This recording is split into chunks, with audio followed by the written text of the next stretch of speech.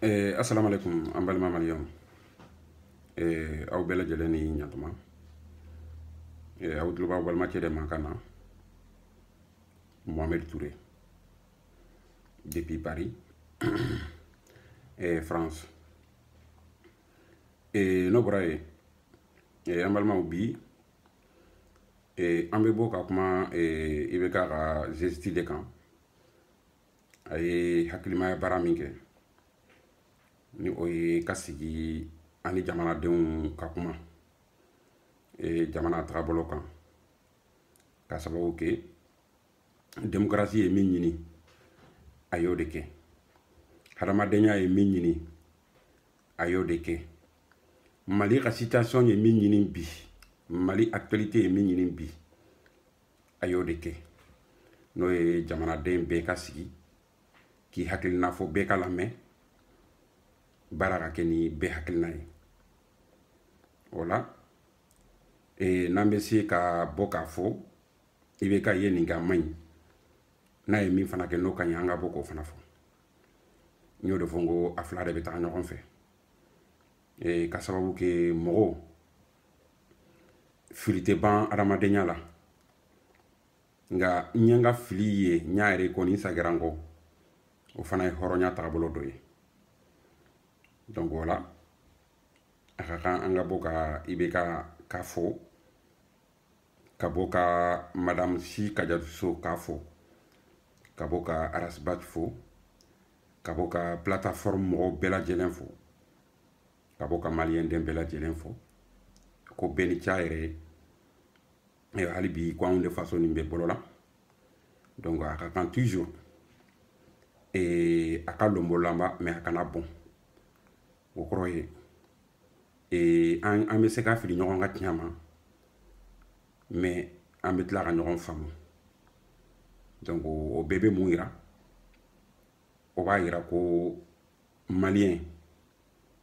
hali bi an bɛ Mali dɔn ni min ye o bɛ yen ni o ye an ka mɔgɔba fɔlɔw ye min labɛn k'a bila ɲɛ sigikanfo balimaya ani sanakunya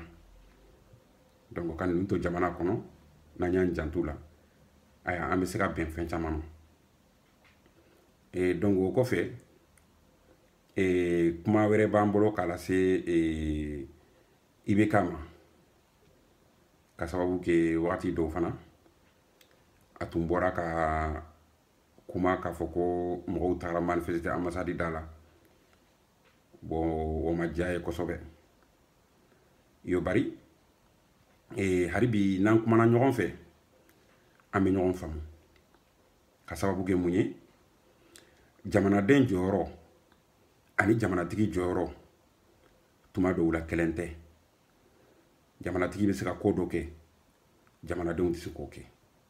jamanaden fana bɛ se ka ko dɔ kɛ wagati dɔw la jamanatigi tɛ se k'o kɛ tuma dɔw fana na u bɛɛ bɛ jɛ ka baara kɛ ɲɔgɔn fɛ maliyɛnw ka to ka manifester ka taga faransi ambassade la ayiwa anw ka yeta la faransi de wulila k'a yira diɲɛ na k'a fɔ diɲɛ ye ko a bɛ taga Mali dɛmɛ k'a bɔ a ka gɛlɛya bolo i komi Hollande yɛrɛ ye discours min kɛ Mali la yen nɔ a ko Mali bɛ nin faransi bɛ nin kɛ Mali ye ko faransi nana Mali ka juru de sara ko parce que ko deuxième guerre mondiale première guerre mondiale ko maliyɛnw fana tagara o kɛ faransi ye kuma min ye tiɲɛ ye donc o la Mali fana mana gɛlɛya sɔrɔ ni faransi nana Mali dɛmɛ o ni kɛ ka kan hadamadenya kɔnɔ o ni kɛ ka kan waleɲumandɔn kɔnɔ o ni kɛ ka kan sigi kɔnɔ bon o dɛmɛ nin kɔnɔ dun ni Mali faransi nana ko kɛ Mali la ko min ni maliyɛnw m'a faamu a ka kan maliyɛnw ka bɔ ka manifester k'a yira faransi citoyenw la u ka politiciens bɛ ka min kɛ an fɛ yen ko ɲuman tɛ ka sababu kɛ faransi ye fila ye faransi politiki bɛ yen faransi citoyenw bɛ yen i komi diɲɛ jamana bɛɛ kan u tigɛlen ɲɔgɔn na cogoya min na mais tuma caman na France ka politique mɔgɔw bɛ min kɛ diɲɛ kɔfɛ ani u b'u ka jamanadenw lada min na u ka jamana kɔnɔ u tagatɔ a kɛ walima n'u b'a ka kɛ u tɛ kelen ye parce que u bɛ bɔ n'u bɛ kɛlɛ wuli ka taga yɔrɔ min na walima n'u bɛ taga yɔrɔ min dɛmɛ u b'a diɲɛ ɲini u ka jamanadenw fɛ i komi démocratie y'a ɲini cogoya min na n'o ye u ka assemblée n'u ka sénat ye donc o la u diɲɛ ɲinitɔ u bɛ hakilina ɲumanw de fɔ olu ye u bɛ kumakan hinatɔ kumaw de fɔ olu ye k'a fɔ nin jamana nin mako bɛ faransi ka dɛmɛ na ka sababu kɛ faransi de bɛ se k'a dɛmɛ donc olu bɛ se ka accord d'u ma ni o kan ye k'a fɔ u ka taga o jamana u ka taga dɛmɛ n'a y'a sɔrɔ k'a fɔ dɛmɛ faransi de bɛ se k'a dɛmɛ donc u ka taga o jamana dɛmɛ bon sisan politiciens u ka politiciens bɛ mun kɛ sisan n'u sera o jamana kan ayiwa u bɛ u ka mission u b'a trafiquer k'a kɛ sisan mission ye mission min ni a bɛ tali kɛ u ka multinationales ka intérêt kan bon plupart du temps u ka jamanadenw b'a dɔn tuma min na o y'a sɔrɔ tiɲɛli kɛra ka ban u tɛ se ka segin kɔ tuguni donc o ka kan ni e jamana min n'i y'o dɔn faransi jigo la n'i y'a ye kɔla i bara ko min ni ani ko min bɔra a bara ka taga i bara n'olu tɛ kelen ye o kɔrɔ ye i n'a fɔ a ye min ɲini a ka jamanadenw fɛ yan k'a fɔ a bɛ taga o de la ni o ni a ka kɛta tɛ kelen ye a ka kan i tigi ka bɔ k'a yira faransi jamanadenw na k'a yira faransi politiki sinamatɔnw na k'a yira faransi diɲɛ dugu wɛrɛw la k'a fɔ faransi bɔra ni ka min y'a fɛ yen a taga o baara kɛ e fɛ yen nɔ ka sababu kɛ ni o sira tɛ sira si tɛ anw bolo an bɛ se ka faransi la fara an yɛrɛ ma ni sira min ye n'a bɔra dɔ na ka faransi dénoncer k'a fɔ a tagara kun min na a n'a bɛ baara min na bi kelenw tɛ parce que tuma dɔw la da marifa o ka jugu ni mugu marifa ye surtout mɔgɔ min ni a bɛ fɛ ka i dogo ka ko dɔ kɛ k'a sɔrɔ ko min sariya t'a bolo a sariya ka k'a bolo ye jumɛn ye faransi ye légitimité min sɔrɔ Nations Unies fɛ yen ka taga Mali dɛmɛ o ye k'a bɛ taga Mali de ka intégrité territoriale ani jihadisiw min bɛ yen k'a bɛ taga Mali dɛmɛ olu kana dankari Mali la o k'i bɔ yen faransi ye légitimité min sɔrɔ Union africaine fɛ yen o ye o hakilina kelen ye o ka bɔ yen faransi ye légitimité min sɔrɔ a yɛrɛ ka jamanadenw fɛ yen k'a fɔ a bɛ taga Mali la o ye o kelen ye ni mɔgɔ min bɛ Hollande ka kuma surveiller Hollande dalila ka discours kɛ faransi yan a ko faransi militaires bɛ Mali dɛmɛ comme k'u tɛ jigin duguma ko militaire kelen tɛ jigin duguma mais a nana ye dan nana kari Mali la kɔna u nana si fo kɔna ayiwa faransi assemblée ani faransi sénat u ma se ka Hollande ka demande ressuscité tuguni u ko ka sababu kɛ a ko budu bɛdɛra pourquoi Hollande tun y'o fɔ a ka discours fɔlɔ la parce que faransi citoyens ka critique bɛ Hollande nɔfɛ walima u ka jamana politique mɔgɔw nɔfɛ k'a fɔ ko u ka politique étranger man ɲi n'u wulila k'u bɛ taga kɛlɛ kɛ jamana min kɔnɔ u bɛ taga jamana tɔ ɲagami k'a di jamanadenw ma a citoyen bɛɛ tɛ mais a citoyen hɔrɔn caman ka hakilina ye nin ye bon o dalilu caman b'u bolo bon pour que u ka ɲɔgɔn mission sɔrɔ ayiwa fo olu yɛrɛ ka tiɲɛ ye u ɲɛna olu kɛlen ka tiɲɛ ye u ye autorisation di Hollande ma a ka militaires bila ka taga Mali la militaire min tagara Mali la dɔw cɛw de b'u la dɔw denw de b'u la dɔw balimacɛw de b'u la ni olu y'a dɔn don min na k'a fɔ ko France bɛ baara min na Mali la ani a bɔra olu fɛ yen baara min kama k'u tɛ kɛlɛ ɲɛ a ka ca la o caman bɛ yen minnu n'u bɛ se ka gouvernement pression kɛ France gouvernement kan pour que u balimacɛw u kɔrɔcɛw u denw olu kana taga to kɛlɛ la olu tun hakili la ko kɛlɛ min ye mɔgɔ dɔ dɛmɛli kɛlɛ ye k'a sɔrɔ kɛlɛ in tɛ mɔgɔ dɛmɛ kɛlɛ ye kɛlɛ nin ye nafolo ɲini kɛlɛ de ye walima kɛlɛ nin ye politiki sabati kɛlɛ de ye ka sababu kɛ mun ye i tagara jamana min ka intégrité territoriale baara la e tɛ se ka jamana côté dɔ équipé k'a fɔ ko jamana yɛrɛ denw tɛ se k'o yɔrɔ occupé donc ni o tiɲɛ bɔra kɛnɛ ma ayiwa an bɛ kuma yɔrɔ di français min denw bɛ ka sa k'u tagara Mali dɛmɛ an bɛ kuma yɔrɔ di olu ma français min n'u hakilina don k'a fɔ ko olu ka jamana ye jamana ye min bɛ jamana sɛgɛnnenw dɛmɛ an bɛ kuma yɔrɔ di olu ma faransi politiki sinamatɔnw minnu bɛ sɔmɔ a la k'a fɔ ko faransi ka politiki extérieure man ɲi faransi ka kɔfɛ politiki a bɛ taga jamanaw agressé minnu sɔminen don o la an bɛ kuma da di olu ma faransi ka comment on appelle sago kɛ wali jamanaw kan mɔgɔw bɛ français yɛrɛ la citoyen français la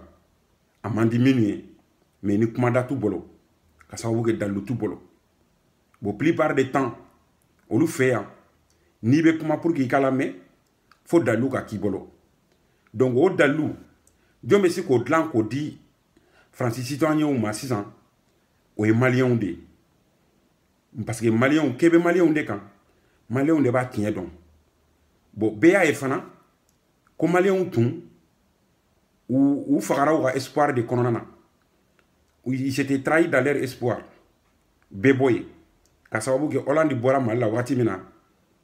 bɛɛ y'a ye maliyɛnw ye nisɔndiya min kɛ Hollande kɔrɔ n'i y'a ye bi o maliyɛn kɛlɛw bɛ bɔ ka manifester faransi hakilimaw bɛ n'a dɔn k'u dara ko dɔ de la min ni kunun ta tɛ kelen ye donc Ibrahim Boubacar Keïta ne Mamadu bolo ayiwa e sen t'a la i da t'a la a ma k'i ɲɛna wa i dɛsɛra n'o ye citoyen malien ka mouvement ye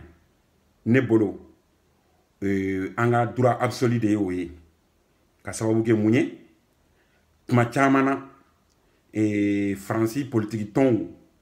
u bɛ nin kɛ wali jamanaw kan ka wali jamanaw ci pogo u nafaw kama k'a sɔrɔ u ka citoyenw t'a kalama hali militaire ninnu min bɛ nord la bi a camanba de bɛ yen n'u ba situation réelle kalama bi u caman bɛ yen u morali bɛ faga parce que mun b'olu motiver kɛlɛ la o ye k'u tagara hadamadenya dɛmɛ mais n'u y'a dɔn k'u bɛ nafolotigi dɔw de ka service la nord la Mali la k'a fɔ k'olu nana jamana ni cili de kama olu nana dɔw den de fagali kama innocent dɔw den fagali kama innocent dɔw fa fagali kama innocent dɔw ba fagali kama o caman bɛ o morali bɛ faga ka sababu kɛ depuis diɲɛ kunu adamadenw tɛ kelen ye hinɛ bɛ mɔgɔ la a kɛra a tubabu ye o a kɛra farafin ye o mɔgɔ hinɛtɔ bɛ mɔgɔ la yɔrɔ bɛɛ la mais pour que e k'a dɔn kari hinɛ bɛnna fo i ka kari ka problème ye réellement mun problème de b'a bolo donc Mali k'a ka problème bɔ k'a feere ne hakili la o ye Mali ka devoir de ye bi ka sababu kɛ ni maliyɛnw m'a feere a tɛn'a ye a tɛn'a dɔn a bɛ to dibi la min bɛ faamu diɲɛ fɛ dɔrɔn min bɛ faamu faransi militaires fɛ minnu yɛrɛ bɛ terrain kan ɲɛ min bɛ faamu faransi citoyenw fɛ min bɛ faamu faransi sénat fɛ min bɛ faamu faransi assemblée fɛ o ye ko faransi tagara Mali dɛmɛ ka a juguw kɛlɛ mais ni an ma wuli ka kuma k'a fɔ a ko ta ka kɛ o cogoya yɛrɛ la a ka ca la an bɛ dɛmɛ dɔn mɔgɔw ma minnu donna janfa la Mali ma ni o ye faransi politiki tɔn mɔgɔw ye donc pour que an kana dɛmɛ don olu ma na hakili la maliyɛnw ka kan ka bɔ ka manifester fo wagati min na faransi jamanadenw k'a dɔn min bɛ maliyɛnw kan u bara fo wagati min na faransi politiki tɔn sinamatɔnw k'a dɔn min bɛ maliyɛnw kan fo wagati min na faransi sena k'a dɔn min bɛ maliyɛnw kan faransi assemblée k'a dɔn min bɛ maliyɛnw kan n'a hakili la armu min tora maliyɛnw bolo bi faransi contre la o ye nin de ye donc voilà a ka kan n'an dara la ko o de bɛ se k'an bɔ a bolo ko o de bɛ se ka faransi ka janfa dɔgɔya an kan a ka kan an ka wuli k'o kɛ donc Ibrahim Boubacar Keïta an b'i fo i ka bravoure la ka tila ka f'i ɲɛna k'a fɔ ko jamanadenw ka manifester faransi ka ambassade da la k'a fɔ ko de don politiquement min ni a tɛ bɛn e ma mais jamana ka hɛrɛ min b'o la a ka o ɲɔgɔnna tɛ k'i sigi k'i da de parce que nord ko k'a gɛlɛya ka si bi ma aw politiciens b'a dɔn anw citoyens b'a dɔn k'a fɔ ko ni faransi sɔnnen don a tɛ si bi ma wa kuma wɛrɛ b'a ka dugudugutu faransi dugu ma yan population fɛ mais u tɛ se k'a dalilu sɔrɔ ni maliyɛnw ma bɔ n'a ye o ye mun ye k'a fɔ ko faransi militaires bɛ continuer ka to mali kɔnɔ yen nɔ komi i n'a fɔ komi u ka base bɛ Côte d'Ivoire cogoya min na n'o ye armée française ye k'u b'a installer mali kɔnɔ yen donc ni maliyɛnw wulila sisan k'u dénoncer ayiwa hali n'u ka plan ye plan o plan ye en tout cas u yera u ka citoyens y'a dɔn u bɛ min na ye donc olu bɛ se ka pression min k'u kan an tɛ se k'o ɲɔgɔnna k'u kan quoi donc voilà kow bɛ faamu ne fɛ nin cogoya in de la donc voilà malidenw an bɛ bɛɛ lajɛlen wele bɛɛ ka bɔ aw bɔra cogoya min na ka an tɛ a banna k'o assister mali jeunes ka bɔ ka faransi grève faransi ambassade da la ka a fana assister o cogoya la pour que faransi citoyens faransi politique sinamatɔnw diɲɛ mɔgɔw diɲɛ intellectuels u k'a dɔn min bɛ mali kan n'a hakili la devoir min tɔ tora an ka mouvement an tɛ an banna kɔfɛ o ye nin ye ka sababu kɛ biki bɛ minnu bolo olu ye bikitigiw o ye biki ka devoir olu bɛ biki ka devoir kɛ jamana kɔnɔ marifa bɛ minnu bolo olu bɛ marifa ka devoir kɛ anw min n'an ye citoyen ye gansanw ye an tɛ gouvernement kɔnɔ marifa t'an bolo an tɛ armée kɔnɔ seko min b'anw na o ye ka tulo ci n'an ye fɛn min ye n'a ma ɲɛ an ka jamana kɔnɔ donc an fana jɔyɔrɔ bɛ bɛn o de ma bi an ka jamana sauver la donc voilà a ɲininen don maliden bɛɛ lajɛlen fɛ a ɲininen don citoyen malien bɛɛ lajɛlen fɛ bɛɛ ka bɔ komi an bɔra cogoya min na k'a fɔ an tɛ a banna an ka bɔ k'a fɔ fana faransi k'a ka position définir an ka jamana kɔnɔ parce que an ma foyi faamu ka sababu kɛ faransi tora nin na a ye jamana caman ci ni nin technique nin ye n'aw bɛ Rwanda guerre comment on appelle le génocide de Rwanda lajɛ français ka mission min bɛ wele ko